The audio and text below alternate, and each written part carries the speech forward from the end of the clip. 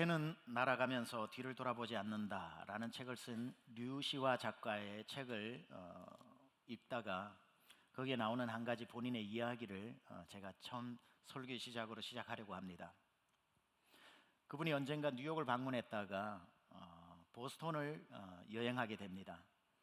보스턴을 여행하는 김에 보통 작가들이라든지 철학가들이라든지 자연주의자들이 굉장히 존경하는 19세기의 경전이라고 하는 월든이라는 책을 적은 헨리 데이빗 소로우의 그 월든 책을 적은, 그가 호숫가에 월든 호숫가에서 오두막을 짓고 거기에서 살면서 많은 자연주의 책을 적었던 유명한 작품이죠. 월든이라고 하는 책, 저에게도 많은 감흥을 주었던 책입니다. 그 월든 호숫가를 방문해 보고자 보스턴 근교에 있는 콩코드라는 마을을 찾아갑니다. 수소문해 보니 그 겨울에 차를 몰고 3시간 정도 북쪽으로 가면 만날 수 있는 마을이었습니다. 아침 일찍 버스를 타고 그 콩코드라고 하는 지역까지 당도를 하니 눈이 얼마나 많이 쌓였는지 어디가 어딘지 천지를 구분할 수 없을 정도입니다. 그 버스에서 내려서 사람들에게 이제 수소문을 합니다. 여기에 헨리 데이빗 소로우가 살았던 월든 호숫가가 어디입니까? 당연히 알 줄로 알았던 사람들이 그곳이 어딘지를 모르고 있는 겁니다. 그래서 당황한 나머지 이 사람 저 사람들이 와서, 친절하게도 시골 사람들이 그렇지 않습니까? 그걸 수소문하는데 똑같은 이름을 가진 콩코드라는 마을이 보스턴 근교 30분 거리에 있다는 것을 알게 됩니다. 자기는 똑같은 이름이 있는 3시간 거리에 왔는데 잘못 온 것이지요. 그래서 급하게 돌아왔던 그 버스를 다시 올라타면서 안타까운 마음에 버스 기사가 차비도 받지 않고 다시 보스턴으로 데려다 줍니다. 거기서 다시 차를 타고 30분밖에 걸리지 않는 그 콩코드라는 마을을 찾아가죠. 그곳에 가보니까 월든이라는 호수가 자기 눈앞에 펼쳐집니다. 마음이 쿵쾅거리고 이제 그 호숫가를 한번 소로우처럼 한번 걸어보고 싶은 마음이 있는데, 너무 늦게 당도를 해서 해가 뉘웃뉘웃 지고 있는데 생각보다 큰 호숫가를 돌려니 주저함이 생깁니다. 그래도 그냥 돌아갈 수는 없다 싶어서 그 밤에 호숫가를 산책하기 시작합니다. 호숫가를 따라가는 그 어두운 숲속을 들어가는데 맞은편에서 노인 한 분, 백인 노인이 걸어오는데 이 류시와 작가도 외모가 범상치 않거든요. 서로가 서로를 보면서 깜짝 놀랍니다. 그러다가 어색한 마음에 인사를 나누고 당신이 누구냐 하니까 나는 한국 작가라고 얘기하니까 그 할아버지는 나는 한 20여 년 전에 소로우의 영향을 많이 받아서 이곳에 와서 책을 쓰고 있는 작가라고 이야기를 해서 얼마나 또 통하는 게 있는지 그 호숫가를 같이 산책을 하고 말문이 끊어지지 않아서 그 할아버지의 집으로 가게 되어서 그 집에서 밤새도록 얘기를 하다가 이왕 온 건 며칠 더 묵고 가라고 그래서 그 집에서 며칠을 지내면서 막역한 친구 사이가 됩니다. 평생의 친구를 그곳에서 만나게 된 거죠. 이 이야기를 자기의 책에서 류시화 작가는 들려주면서 마지막에 이렇게 이야기합니다. 내가 만약 아침부터 원래 월든 호수가 있는 콩코드 마을을 찾아갔었더라면 내 평생의 친구를 만나지 못할 뻔했다. 하루 종일 헤매 다녔던 그 길 때문에 그 느지막한 시간에 그 장소에서 내 평생의 친구를 만날 수 있었다. 그러면서 이 작가는 마지막에 이런 멋진 말을 써놓았습니다. 헤맨다고 다 길을 잃은 것은 아니다. 이렇게 써놨습니다. 헤맨다고 다 길을 잃어버린 것은 아니다. 그리고는 때로는 돌아가는 길이 가장 빠른 길이 되기도 한다. 이런 말을 작가답게 멋지게 썼습니다. 여러분, 우리가 살다 보면 길을 잃어버릴 때가 있는데요, 어디로 가는지 이 길이 맞는지 모를 때가 있는데 그 길 걸어간다고 해서 길을 잃어버린 것이 아니라는 겁니다. 때로는 헤매 다닌 그 길이 가장 빠른 길이 될 수도 있고, 헤매 다닌 것 때문에 놓칠 수 없는 중요한 것을 오히려 만나는 기회가 되기도 하기 때문에 헤맨다고 다 길을 잃은 것은 아니라는 표현을 쓰지 않았나 생각합니다. 그리고는 또 이런 말을 남겼더군요. 신은 우리에게 길을 가르쳐 주기 위해 가끔 길을 잃게 만든다. 이런 말을 썼습니다. 내가 이게 길인 줄 알고 이 길밖에는 없는 줄 알고 이 길을 내가 이루기 위해 달려가기 위해서 열심히 가는 그것 때문에, 오히려 내가 안다고 하는 길 때문에 내가 진짜 걸어야 할 길을 발견하지 못하는 사람이 있습니다. 그래서 그 길을 좀 발견하라고 하나님은 가끔씩 길을 가르쳐 주기 위해 길을 잃어버리게도 만든다는 겁니다. 하나님이 인도하시는 길을 인도하기 위해서는 내가 길인 줄 알고 달려가는 그 길을 잃어버리고 당황하게 만들기도 하고, 때로는 그 길을 발을 걸어 넘어뜨리기도 하고, 그 길에 멈추어 서 있게도 만들므로 말미암아 이게 웬일이지 하고 문득 생각해 보다가 이 길이 아닐 수도 있겠다라는 생각과 기도로 묵상하다가 하나님이 원하시는 길은 바로 저 길이구나 하고 길을 잃어버림으로 진짜 내가 가야 할 길을 발견하기도 한다는 뜻이지요. 기독교는 그래서 우리가 가다가 문제를 만났다고 해서 그게 꼭 문제만은 아닙니다. 오히려 그 문제가 나의 눈을 열어주고 나의 새로운 길을 열어주는 반전의 기회가 되기도 한다는 거지요. 그래서 저는 오늘 제목을 도리어의 역사라는 말로 썼습니다. 도리어, 이게 반전이라는 말을 한국말로, 순수 한국말로 제가 표현한 겁니다. 반전이 기독교의 가장 큰 매력 중에 하나인데, 왜냐하면 보통 사람들이 생각하는 방식으로 우리는 생각하지 않기 때문에, 일반적으로 어떤 문제를 만났을 때에 사람들은 절망의 순간을 만나면 절망이라고 읽거든요. 절망이라고 받아들이거든요. 그런데 어찌된 일인지 우리는 절망의 순간에 소망이라는 말을 하게 되는, 희한해요. 이거는 절망적인 순간인데 내 마음속에 소망이 여전히 남아있다는 것. 남들이 생각할 때는 저 사람 저런 상황 만났으면 입에서 분명히 이 단어 나올 거야 하는데, 우리는 꺾어치기를 해서 분명히 이 단어가 일반적으로 나와야 하는데 그 단어를 사용하지 않고 전혀 새로운 단어를 사용할 줄 아는 사람, 모든 사람이 예상하는 결과를 벗어나서 전혀 다르게 반응하는 사람, 이럴 줄 알았는데 도리어 이렇게 표현하는 사람. 우리 기독교 예수 믿는 사람의 매력이 뭔 줄 아십니까? 모든 사람이 끝났다라고 말을 할 때에 우리는 고개를 흔들면서 아니야, 이제 시작이야 라고 말하는 사람.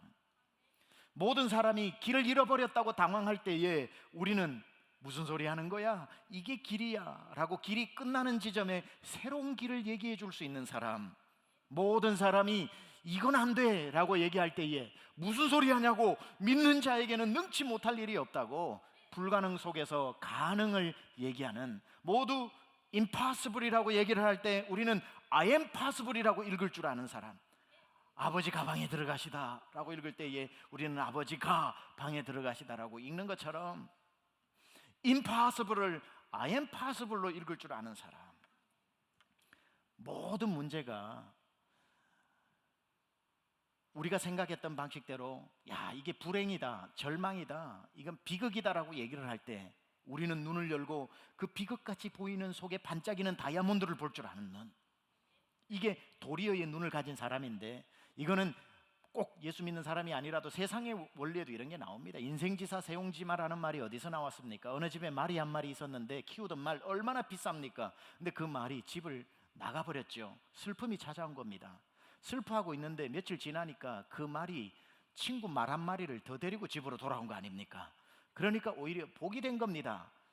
그러니까 너무 기뻐하고 있는데 자기 집에 있는 외아들이 그 말을 타고 놀다가 떨어져서 다리가 부러졌으니 비극이 찾아온 것 아닙니까? 비극으로 눈물을 흘리고 있는데 나라에 전쟁이 일어나 다 징병 가는데 그 아들은 다리를 저는 바람에 전쟁에 끌려가지 않았으니 그게 또 복이 된 것 아닙니까? 이게 아무리 비극이라고 그래도 그 비극이 또 복으로 바뀔 수 있는 것, 일반적으로는 세상에서도 이야기를 하고 있는데, 그렇다면 목사님, 예수 믿는 거나 안 믿는 거나 무슨 차이가 있습니까? 예수 안 믿는 사람들도 그 불행 속에 행복이 있다는 것을 알고 있고, 우리도 불행하지만 이 불행이 불행하지만은 않다는 것을 알고 있다면 What's different? 뭐가 다릅니까? 다르지 않은 것 같은데 다른 게 있어요. 뭐가 다르냐면, 세상에서의 그런 일들은 분명히 있고 교회 안에서도 있기는 한데 무슨 차이가 있냐면, 세상에서의 그런 일들은 반드시 일어나는 일이 아닙니다. 슬픔이 슬픔으로 귀결되는 일들이 많아요. 그러다가 한 번씩 그 슬픔 속에서 오히려 전화위복이 되는 일들이 가끔씩 찾아옵니다. 그거를 일반 은총이라고 얘기합니다. 그래서 될 때도 있고 안 될 때도 있는 그러한 일이라면, 우리 기독교 내에서 일어나는 일은 그러한 일이 찾아왔을 때에 언제나 그것이 좋은 것으로 결과가 난다는 것이 큰 차이인 겁니다. 가끔씩 있고 항상 있는 것의 차이입니다. 어떻게 그렇게 자신 있게 얘기하냐고요? 항상 있다고 하는 이유 중에 하나는 그 세상에서도 일어날 수 있는 일도 있지만 교회 안에서, 믿음 안에서 일어나는 일 속에는 누가 계시냐면 항상 하나님이 계시기 때문입니다. 따라서 이게 우리가 뭘 해서 운이 좋아가지고 행운이 찾아와서가 아니라 이 비극 속에 하나님이 역사하고 계시기 때문에 우리가 아무리 슬픈 일을 만나도 이것은 곧 도리어 기뻐할 일로 바뀌어진다는 겁니다. 이쯤 되면 또 질문하죠. 그런 일 나에겐 잘 안 일어나던데요. 왜 항상 그런 일이 일어난다고 말씀하는데 저에게는 왜 항상 안 일어나냐고 질문하시는 분에게 말씀드립니다. 그거는 하나님이 역사해 주실 때도 있고 안 해 주실 때도 있는 게 아니라 우리가 하나님을 뺐다가 넣었다가 하니까 그런 겁니다. 우리가 어떨 때 필요할 때 하나님 도와주세요 해서 넣었다가 살만하면 하나님 좀 빠져주세요 했다가 또 필요하면 도와주세요 했다가 살만하면 빠져주세요 하니까 하나님이 내 삶에 들어왔다 나갔다 들어왔다 나갔다 하니 어떨 때는 되는 것 같고 어떨 때는 안 되는 것 같지만, 만약에 우리가 오늘 1절에도 나오고 13절에도 나오는 것처럼 in Christ, 우리가 그리스도 안에 항상 있으면 이 일은 항상 일어날진데 이 일을 이루시는 분은 우리가 아니라 하나님이시기 때문입니다. 따라서 항상 주 안에 있는 자에게, 주 안에 있는 자에게 딴 근심이 있으랴. 우리가 지지난주에 찬송했던 것처럼 예수 믿는 사람에게 항상 그런 일이 일어난다고 했는데 왜 나에게는 안 일어나냐고 질문하는 분에게는 하나님께 문제가 있는 게 아니라 It's about me, 우리에게 문제가 있는데 우리가 하나님을 넣었다 뺐다 수시로 우리가 선택을 하니까 그런 문제가 일어났다 안 일어났다 하는 것이지만, 항상 주를 모시고 주님을 내 앞에 모시고 주님을 나의 구주로 모시고 주님이 하시는 일에 강이 흐르는데 내 몸을 던져 강물과 함께 떠내려가는 것처럼 나를 온전히 그분께 맡기면 그 모든 일들이 하나님께서 불행 속에서 행복을 찾게 하시고 절망 속에서 소망을 발견하게 하시는 줄로 믿습니다.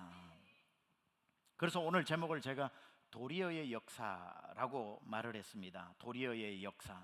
왜 이렇게 도리어라고 하는 단어, 12절에 보면 이런 말이 나오죠. 형제들아, 내가 당한 일이 도리어 복음의 전파의 진전이 되었다, 이렇게 나옵니다. 형제들아, 내가 당한 일이 도리어, 당한 일은 나쁜 일이죠. 근데 도리어는 뭡니까? 아주 좋은 일이 시작되어지는 반전의 단어 아닙니까? 그렇죠? 이걸 헬라어로 보면은 에르코마이 이렇게 나옵니다. 에르코마이라고 하는 단어는 도리어라고 번역되는 건 아니지만 동사로서 find out, turned out 이런 뜻입니다. 무슨 뜻이냐면은 형제들아, 내가 이 일을 당했을 때 굉장히 절망을 했는데 알고 봤더니 turned out, 이렇게 바뀌어져 버렸다, 이렇게 변화되어졌다, 알고 봤더니 사실은 이런 뜻이더라. 이게 에르코마입니다. 따라서 저와 여러분의 삶에 나쁜 일이 닥쳐와요. 그래가지고 이거 나쁜 일인데 어떡하냐 했음에도 불구하고 그것 때문에 당황해서 주님 밖으로 튀어져 나가지 않고 주 안에 꾹 눌러서 주님의 일하심을 믿고 주님을 기다리고 주님을 붙잡고 기도하며 살았더니 형제들아, 오히려 나의 당한 일이 복으로 turned out, 바뀌어져 버렸다. 이게 보니까 좋은 일이더라. 나는 좋은 일인 줄 모르고 입이 나왔는데 주 안에 있어 보니까 이게 아르코마이, 좋은 일로 도리어 바뀌어지더라 할 때 사용하는 게 이 에르코마이라는 겁니다.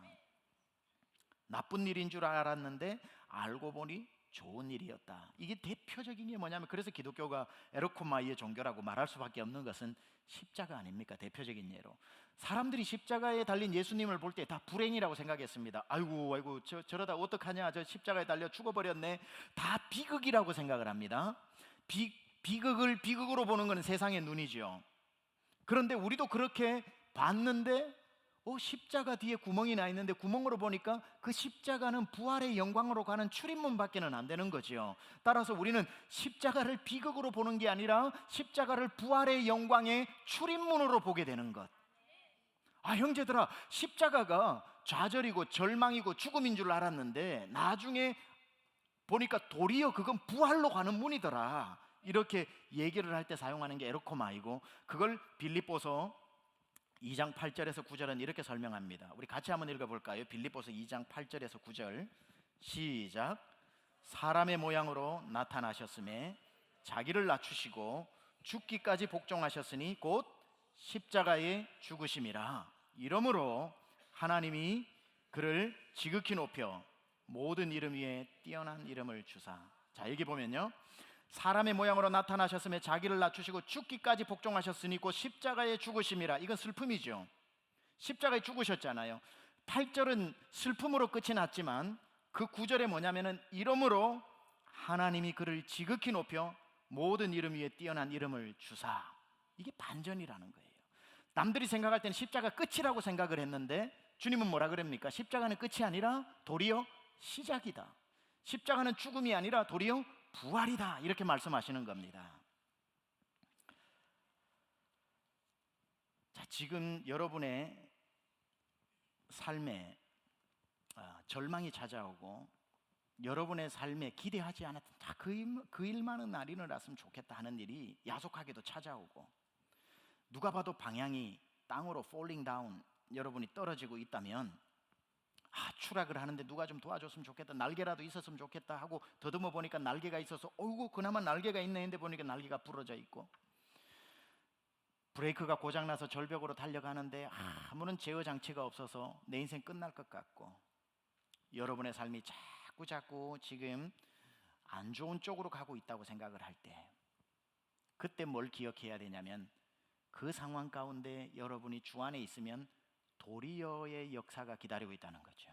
형제들아, 나의 이 어려움이, 나의 이 문제가, 나의 이 추락함이 도리어 하나님의 주시는 은혜와 복이 되었다라는 그 고백이 누구에게? 주 안에 있는 자에게, 주 안에 있는 자에게 일어나게 될 줄 믿습니다. 그래서 제가 언젠가 읽었던 책 중에 리처드 로우라고 하는 분이 쓴 책 중에 이런 멋진 책 제목이 있습니다. 위로 떨어지다라고 하는 책이 있습니다. 위로 떨어지다, Falling Upward라고 하는 책이 있습니다. 위로 떨어지다. 얼마나 멋진 말입니까? 이 책을 읽으면서도 제가 굉장히 인사이트를 많이 받았는데, 여러분, 세상에는 절망의 나락으로 땅으로 떨어지는 사람이 있는가 하면 그렇게 보이는데 가만 보면 하늘로 떨어지는 사람도 있습니다. 어려워지고 시련이 찾아오고 문제가 찾아왔을 때에 자꾸 땅속으로 지옥으로 떨어지는 다 틀린 인생이 있다고 생각을 하고 진짜 그렇게 떨어지는 사람이 있는가 하면, 나에게 시련이 찾아올수록 믿음의 키가 자라서 falling upward, 위로 자라는 것을 위로 떨어지다는 표현을 리차드 로우가 쓴 거죠. 우리 인생은 지옥으로 가는 인생이 아니라 하루하루 나이가 들수록 천국을 향해 가니까 우리는 위로 떨어지는 인생. 얼마나 멋진 제목입니까? Falling upward. 저는 여러분이 어떤 시련을 만났느냐가 중요한 게 아니라, 어떤 문제 가운데 있느냐가 중요한 게 아니라, 그 문제를 통해 하나님은 도리어의 역사를 만들어내면서 그것이 여러분을 성숙하게 만들고, 그것이 여러분을 하나님과 더 가까이 만들고, 그것이 오늘도 천국으로 한 발 더 가까이 나아가는 위로 떨어지는 인생, Falling upward 하는 그런 분 되시길 축원합니다. 제가 오늘 하늘로 떨어지는 한 사람 소개하겠습니다. 바로 바울입니다. 빌립보서는 바울이 로마 감옥에서 썼다고 얘기했습니다. 사람이 감옥에 들어갔다고 하면은 땅으로 떨어진 인생입니다. 복음을 전했던 뭘 했던 장사를 했던 감옥에 들어왔으면 실패한 인생입니다. 다들 저 사람은 이제 잘 나가다가 땅으로 추락한다고 생각했는데, 바울 자신은 감옥 안에서 추락하는 게 아니라 감옥 안에서 하나님께로 더 falling upward 하고 있었다는 거예요. 하나님께로 더욱더 잘하고 있는 한 사람, 떨어져도 하늘로 떨어져야지, 떨어져도 땅으로 떨어지면 안 되지 않습니까? 그는 감옥에 들어와서 자기 자신을 돌아보면서 나는 실패한 인생이야, 나는 끝난 인생이야 하고 falling downward 할 수도 있었는데, 마음을 바꾸어 내가 주님 안에 있는데 어디 있으면 어때 하고 falling upward 하면서 오히려 감옥에 들어간 바울이 신앙이 더 깊어지고 하나님을 더 깊게 만나면서 죽음도 두렵지 않은 사람으로 변화되어지는 것을 보게 되는 겁니다. 그가 감옥 안에서 어떻게 신앙이 자랄 수 있었는가? 그가 감옥 안에 들어갔다가 감옥 안에서 만난 한 단어 때문에 그래요. 그 단어가 에르코마이라고 하는 단어인데, 그가 뭐라고 고백합니까? 12절 다시 한 번만 같이 읽어봅니다. 12절 여러분에게도 동일하게 이 은혜 일어날 줄로 믿습니다. 12절 시작. 형제들아, 내가 당한 일이 도리어 복음 전파의 진전이 된 줄을 너희가 알기를 원하노라. 얼마나 멋진 말입니까? 형제들아, 내가 당한 일이 도리어 복음 전파의 진전이 되었다.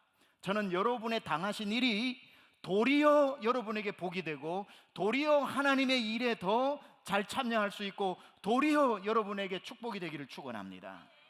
왜 바울이 저 멀리 있는 빌립보 자기를 걱정해 주는 성도들에게 여러분 나 걱정, don't worry about me, 이게 나에게 도리어 감옥에 들어온 게 복이 되었다라고 얘기를 하는데 무슨 경험을 했던 것일까요? 감옥 안에서 무슨 경험을 했으니까 이 고백을 하는 것 아닙니까? 근데 친절하게도 감옥 안에서 그가 경험한 얘기를 오늘 본문에 써주고 있습니다. 그가 복음을 전하다 감옥에 들어왔어요. 이건 정말 안 좋은 일이죠. 그가 1차 전도여행하고 2차 전도여행하고 3차 전도여행을 마치기쯤에 사람들이 예루살렘으로 가지 마십시오, 가면 당신 잡혀가지고 죽을 수도 있습니다 하니까 나는 내 생명을 조금 더 아깝게 여기지 않고 내가 사명을 마치러 간다 하고 갔는데 붙잡혀버린 거죠. 그리고 로마로 압송된 것 아닙니까? 바울의 소원이 그 당시 세상의 중심이고 모든 길은 로마로 통하는 그때 로마의 한 중앙에 복음이 떨어지면 전 세계로 복음이 땅끝까지 전파되는 이 꿈을 가지고 로마에 가서 복음을 전하려고 했는데, 자유로운 몸으로 가서 복음을 전하려고 했는데 하나님의 계획은 달랐던 거지. 자기가 생각했던 길하고 하나님이 계획했던 길은 달랐던 것 같습니다. 하나님 나를 자유롭게 보내주십시오 했는데 하나님은 죄수의 몸으로 보냈단 말이에요. 그러니까 바울이 당황스럽지 않겠습니까? 감옥에 앉아서 생각하니까 기가 안 차요. 하나님, 이건 아니잖아요. 제가 이런 뜻으로 로마에 보내달라고 했던 건 아니잖아요. 하나님, 자유롭게 제 몸과 제 몸을 풀어주셔도 지금 복음 전할까 말까인데 손 묶어놓고 발 묶어놓고 이 감옥 안에 넣어놓으니까 제가 어떻게 복음을 전합니까? 하고 당황스러워하고 있을 때에 오히려 자기가 어떤 경험 하나를 하고 형제들아, 아니더라, 도리어 내가 당한 이 일이 복음의 진보가 되었다 라고 말을 하면서 13절에 어떤 일이 일어났는지 이렇게 밝히고 있습니다. 13절 같이 한번 읽어보겠습니다. 13절 시작. 그리스도 안에서 모든 시위대왕과 그 밖에 모든 사람에게 나타났으니. 자, 먼저 이렇게 얘기를 합니다. 형제들아, 내가 여기 들어와 봤더니만 내가 주 안에서 복음이 이 감옥을 지키는 모든 시위대 안에 나타났다. 시위대에게 복음을 전하게 되었다는 겁니다. 이 시위대라고 하는 것은 그 당시에 로마에서는 그 시저를 지키는 이 왕궁에 두 군단 정도가 있었습니다. 약 2,000명 정도. 그리고는 식민지의 총독들을 파견했을 때 총독의 근위대라고 그래가지고 근위대들이 있었습니다. 프라이토리온이라고 얘기를 하는데 그 1,000명들이 있었고요. 전체 이제 이 시위대가 약 9,000명, 1,000명 정도 돼서 10,000명 정도가 된다고 했습니다. 그러면 지금 바울은 로마에 있으니까 두 군단 정도가 모여 있는 시위대 2,000명 정도가 있는 그곳에 시저의 재판을 받기 위해서 감옥에 있는 상태거든요. 그러면 여기에서 말하는 온 시위대 안에 나타났다고 하는 건 10,000명 전체 저 식민지 지역에 있는 사람들까지 포함하지는 않았을 겁니다. 그러나 온 시위대라고 할 때 로마에 있는 근위대, 즉 한 2,000명 되는 그 사람들에게 복음이 전해졌다는 거예요. 자, 어느 날 바울이 가만 앉아가지고 하나님, 이건 아니잖아요, 내가 이런 방법으로 복음 전해라고 했던 건 아니잖아요 했는데 아침부터 저녁까지 24시간 동안 2명씩 자기를 지키기 위해서 한 시간에 2명씩 오는 거예요. 가고 또 바톤 넘겨주고 2명씩 오고 바톤 넘겨주고 2명 오고 하니까 가만 앉아 있는데 시위대의 2인 1조로 와서 1시간씩 제자 훈련 받고 가는 겁니다. 제자 훈련 마치면은 그 다음 사람한테 키를 주면 두 명이 또 키를 받아 앉아가 제자 훈련 1시간 동안 받고 또 하면 주 7일 24시간 하다 보니까 2,000명 전체한테 복음이 전해진 겁니다. 자, 보세요. 바울이 로마에 복음을 전하러 가서도 로마에서 복음을 전하는 사람들이 같은 자기 처지의 식민지 백성이거나 나그네들에게 전하기는 쉬워도 로마 시민한테 전하기는 힘듭니다. 그런데 복음이 땅끝까지 가려면은 파워가 있는 로마 시민들이 예수를 믿어야 되는데 이 시저를 지키는 근위대는 100% 로마 시민 중에서만 뽑았습니다. 식민지의 군인들로는 뽑지를 않았습니다. 그러니까 가만 앉아가지고 2명씩 순번으로 자기 앞에 나타나는 것은 권위가 있는 로마 시민들이었다는 겁니다. 여기 보니까 온 시위대왕과, 그러니까 모든 사람에게 믿었는지 안 믿었는지는 몰라도 복음을 전했다는 뜻이고, 그뿐 아니라 그 밖에 모든 사람에게 나타났다고 했으니 그 밖에 모든 사람은 누구겠습니까? 그 감옥을 지키는 사람 중에 밥하는 밥순이, 빨래하는 세탁순이 다, 그리고 청소하는 청소부, 모든 사람에게까지 복음이 나타났다는 거예요. 자기는 앉아 있는 것뿐인데 온 시위대가 자기 앞에 와서 복음을 듣게 하고 모든 거기서 일하는 사람들에게도 복음이 전해지게 되었으니 놀라지 않을 수가 없다는 거죠. 어디 그뿐인 줄 아십니까? 자기는 앉아 있는 것뿐인데 감옥 밖에서는 무슨 일이 일어났냐고 하니까 로마에 이 바울 혼자 복음 전하러 온 게 아니잖아요. 많은 그리스도인들이 복음 전하러 왔는데 그 중에 두 파가 생깁니다. 한 파는 어떤 좋은 뜻으로 야, 저렇게 열심히 하던 바울 선생님이 감옥에 갇혔으니까 우리라도 이제 놀지 말고 복음을 전하자고, 별로 열심히 안 하던 사람들이 바울이 복음 못 전하니까 우리라도 전하자고 열심히 하는 파가 생겼어요.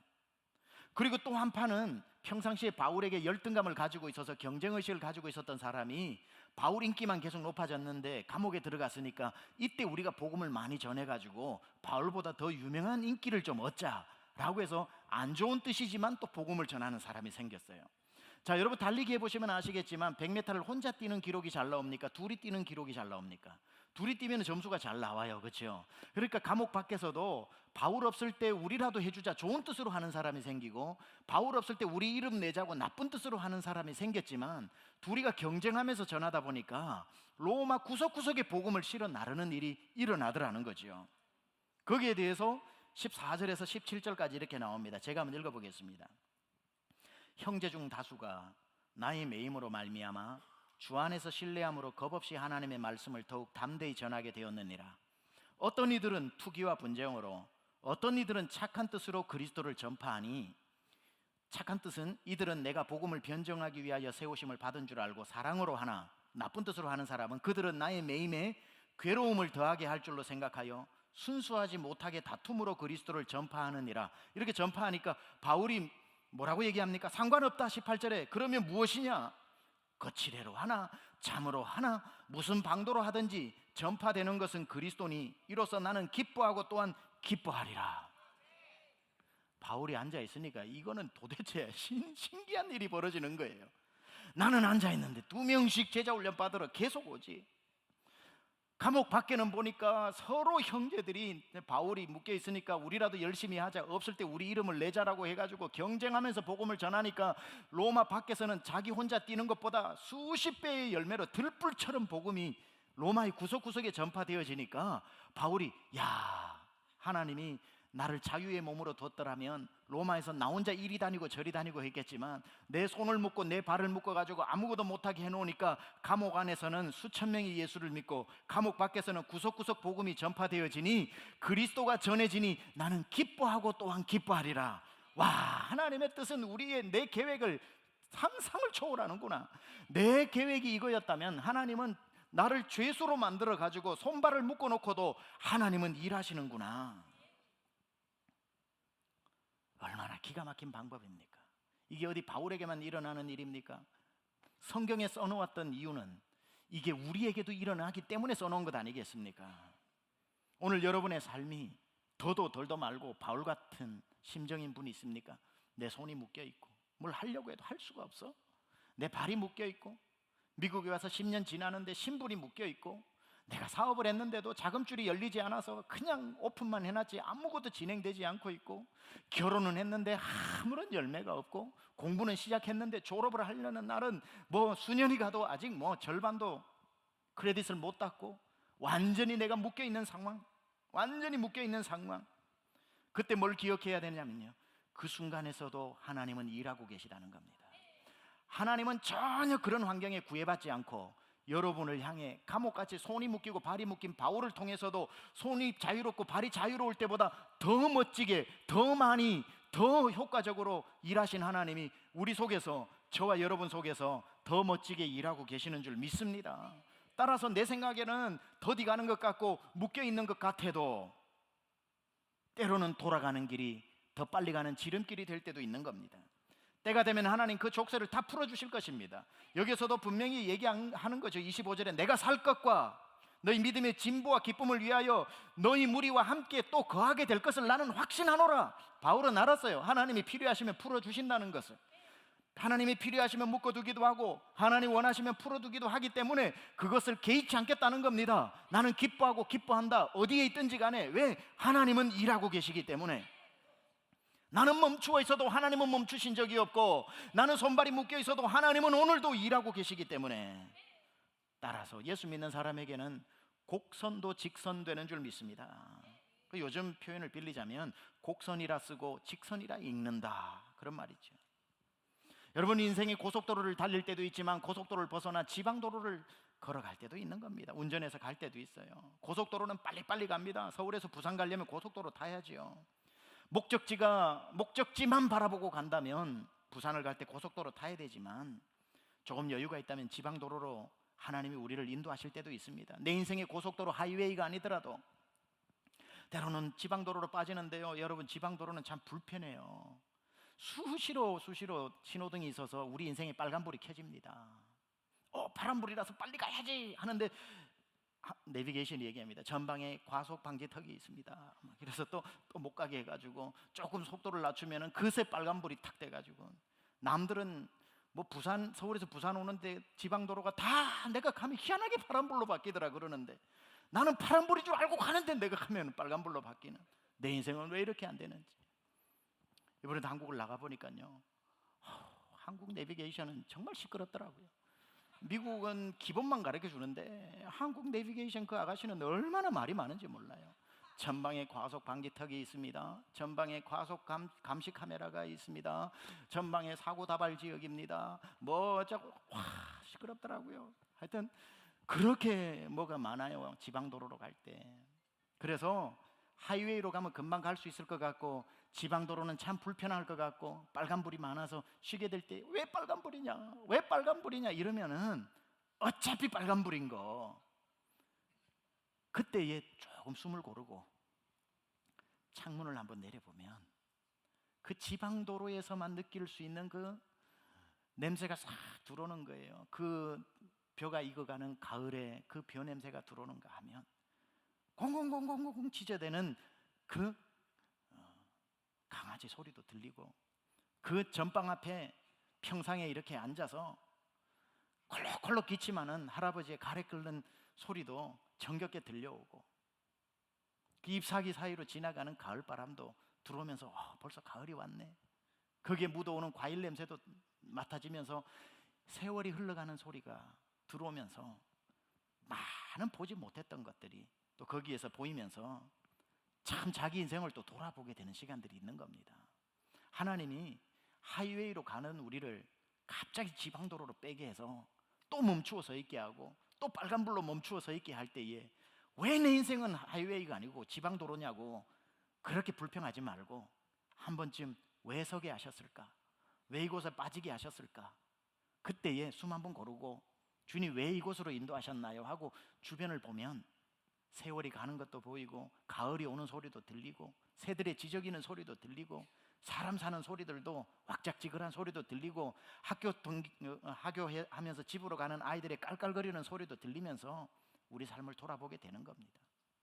고은 시인이 쓴 시 내려올 때 보았네, 올라갈 때 보지 못했던 그 꽃이라고 하는 아주 간단한 시가 있죠. 목적지만 향해서 가면 꽃이 피었는지, 가을이 오는지, 내 옆에 아내가 아픈지, 아이들은 마음에 병이 들었는지 모르고 그냥 가다가 하나님이 가끔씩 멈추게 하셨을 때에 돌아보면 아이들의 마음에 나 있는 멍자국도 보이고, 내 아내 속에 어두운 그늘도 보이고, 그러면서 다시 치유하면서 함께 가고, 이것 때문에 멈추어 서게 하셨구나, 하나하나 점검하고 가게 하시는 하나님의 속도를 우리는 만날 수 있게 되는 겁니다.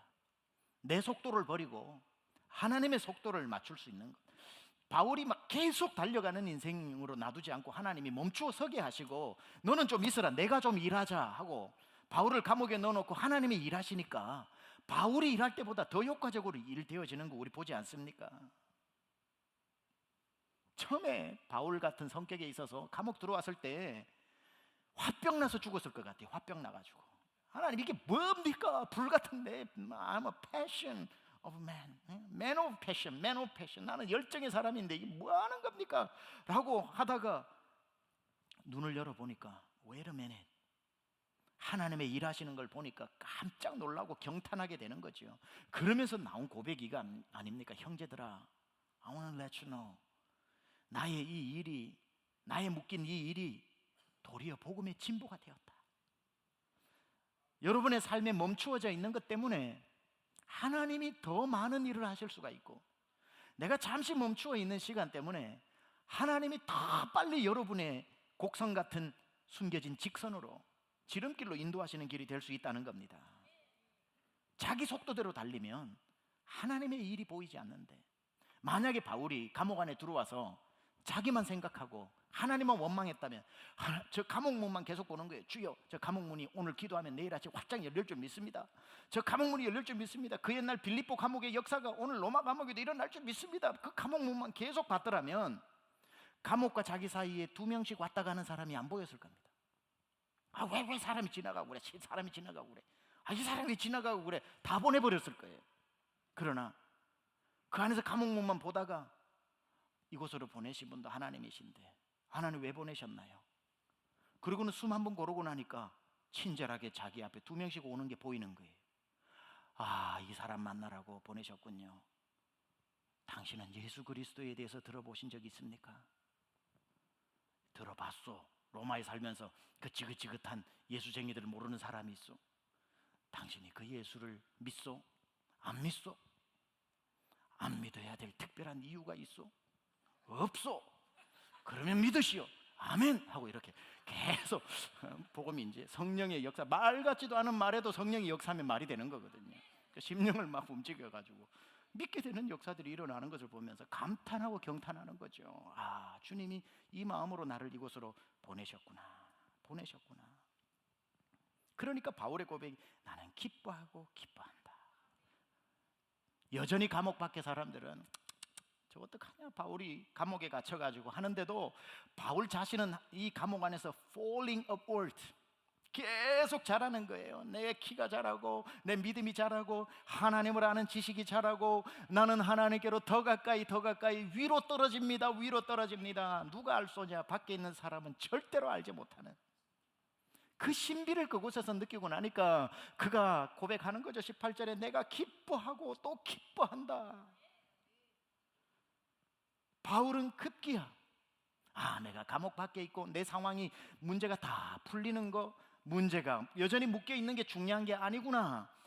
어떤 상황에도 내가 그리스도 안에 있으면 하나님이 나를 향한 일을 포기하지 않고 하나님이 하시는구나. 나는 묶여 있어도 하나님은 묶이지 않는구나. 그래서 그가 이런 고백을 마침내 디모데후서 2장 9절에 하죠. 자기 인생을 돌아보면서 같이 한번 읽어볼까요? 디모데후서 2장 9절입니다. 시작.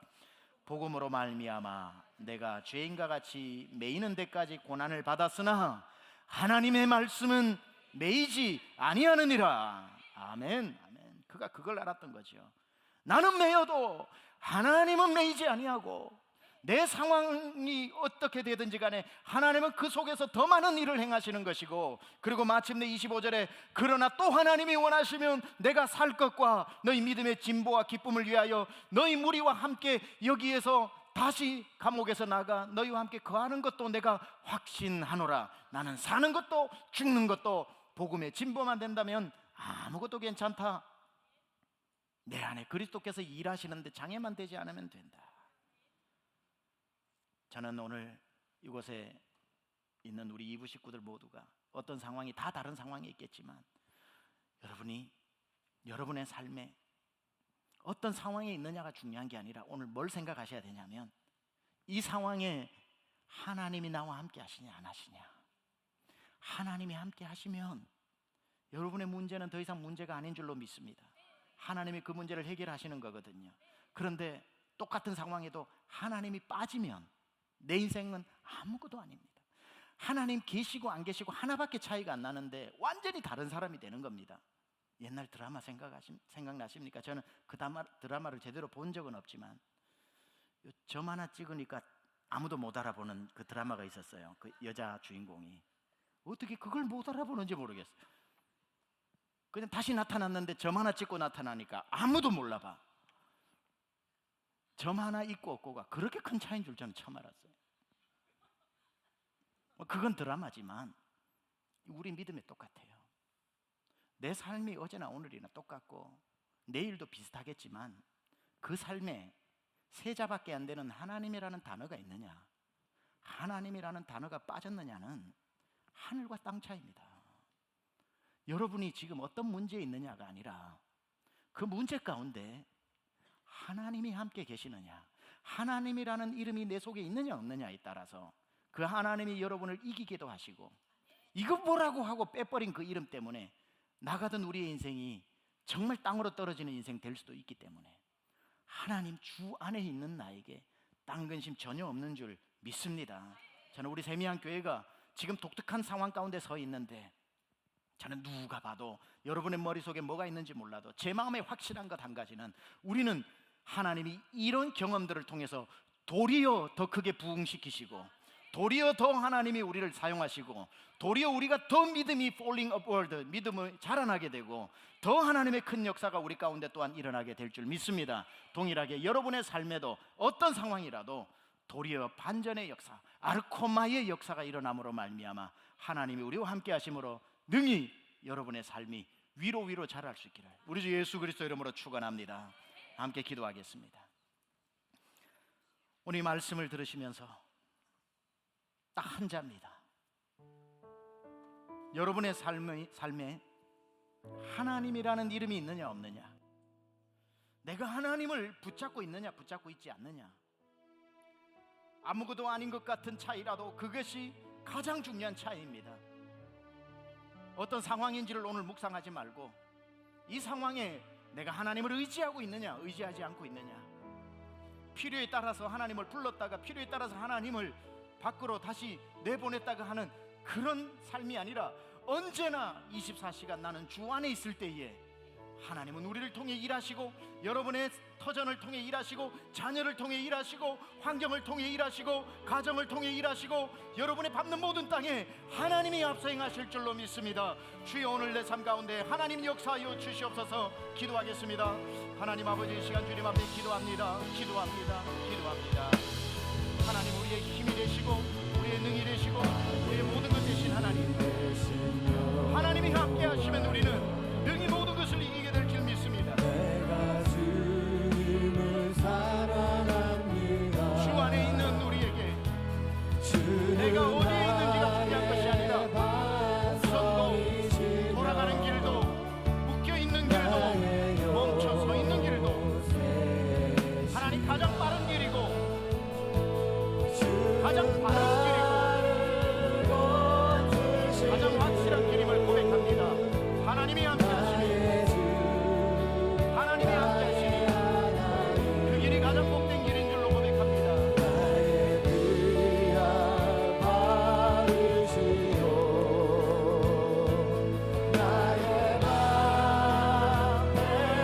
우리 일어나 찬양합니다. 나의 하나님, 다 함께 일어나 찬양합니다.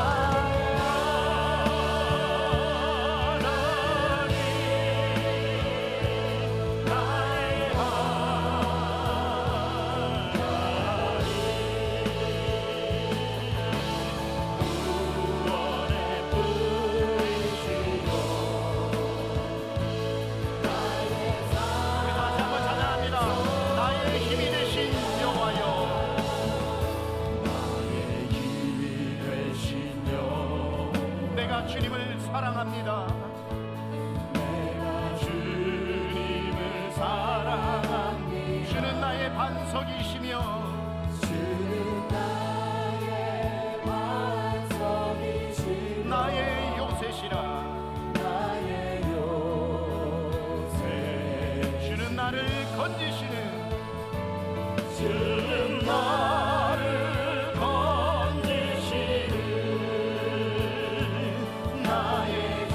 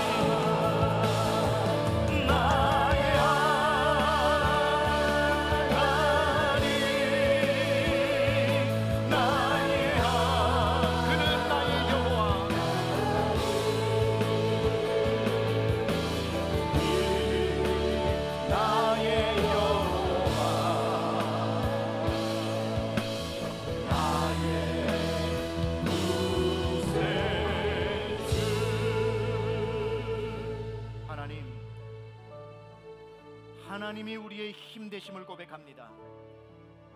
어떤 상황이 아니라 내가 하나님과 함께 있느냐, 내가 주 안에 있느냐, 가장 우리의 삶에 중요한 하나님의 이름을 빼놓고 고민하며 살지 않게 하시고, 나의 힘이 되신 여호와여, 내가 주님을 찬양합니다. 이 고백 속에 능력의 하나님이 우리 사랑하는 모든 이부 식구들 가정의 삶에 능력으로 역사하여 주시옵소서. 이제는 우리 주 예수 그리스도의 은혜와 하나님 아버지의 놀라우신 사랑하심과 성령님의 감화감동 내주교통 역사하심이 주 안에 있는 나에게 딴 근심 없는 것처럼 오늘도 우리 속에 역사하시는 하나님의 능력을 믿고 힘있게 살아가기로 결단하고 다짐하고 은혜 받고 돌아가는 사랑하는 심령들 머리 위에 지금부터 영원토록 함께 하옵시기를 간절히 축원하옵나이다. 아멘.